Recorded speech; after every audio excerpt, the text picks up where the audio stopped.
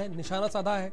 मायावती ने कार्यकर्ताओं से हर विधानसभा क्षेत्र में 1000 ब्राह्मण कार्यकर्ताओं को जोड़ने का टारगेट दिया है। साथ ही उन्होंने 2007 की तरह 2022 में पूर्ण बहुमत की सरकार बनाने और युद्ध स्तर पर जुटने का आह्वान किया है। वर्ग में से ब्राह्मण समाज के लोगों का भी हर स्तर पर काफी ज्यादा शोषण एवं उत्पीड़न आदि हुआ है, जो अभी भी जारी है, जिससे दुखी होकर अब ये ब्राह्मण समाज के लोग भी प्रदेश के नगर नगर, शहर शहर, गांव गांव, गली गली, कूचों व चौराहों आदि में ये खुलकर कहने लगे हैं कि इन सभी पार्टियों की सरकारों की तुलना में बीएसपी का शासनकाल हर मामले में व हर स्तर पर कई गुना बेहतर रहा है। प्रबुद्ध वर्ग में से ब्राह्मण समाज के लोगों को भी ये वायदा करती हूँ कि यूपी में इस बार बीएसपी की सरकार बनने पर अन्य सभी समाज के लोगों के साथ साथ ब्राह्मण समाज की भी सुरक्षा, सम्मान व तरक्की आदि का सन 2007 में बीएसपी की पूर्ण बहुमत की रही सरकार की तरह ही इनका पुनः पूरा ध्यान रखा जाएगा। आगामी विधानसभा चुनाव में सन 2007 की तरह अपनी पूर्ण बहुमत की सरकार बनाने से कोई भी ताकत रोक नहीं सकती है।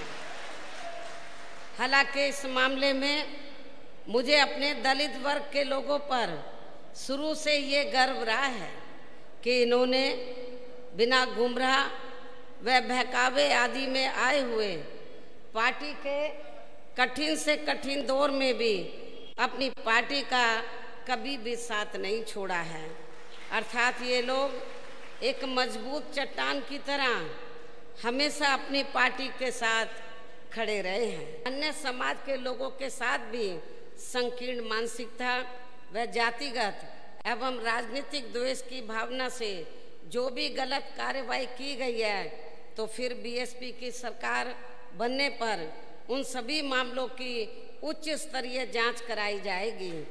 जांच में दोषी पाए गए अधिकारियों के विरुद्ध सख्त कार्रवाई की जाएगी तथा पीड़ितों को न्याय व उनके आर्थिक हुए नुकसान की भी भरपाई की जाएगी। उत्तर प्रदेश के किसानों को ये मालूम है कि सन 2007 में किसानों को गन्ने का मूल्य सिर्फ 125 रुपये प्रति क्विंटल मिलता था। मेरी गवर्नमेंट बनने से पहले हमने उसे हर साल बढ़ाया। जब मेरी गवर्नमेंट बनी तो हमने उसे हर साल बढ़ाया, और जब हमने सरकार छोड़ी थी तो तब उसका मूल्य 2 गुना हो चुका था। अर्थात हमने उसे 250 रुपये प्रति क्विंटल कर दिया था।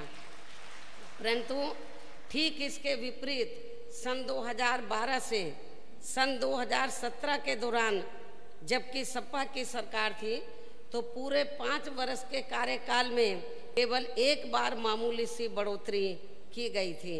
और जहां तक भारतीय जनता पार्टी का सवाल है, तो उसने तो सन 2017 से 2021 के बीच में, यानी कि अपने लगभग पूरे 5 साल में एक भी रुपया नहीं बढ़ाया है।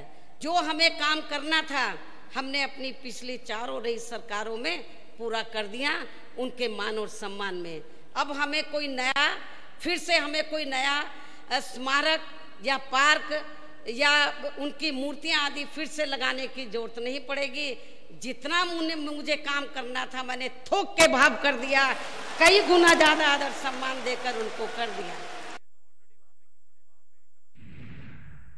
के साथ में किस तरह से अत्याचार हो रहा है, किस तरह से दुराचार हो रहा है।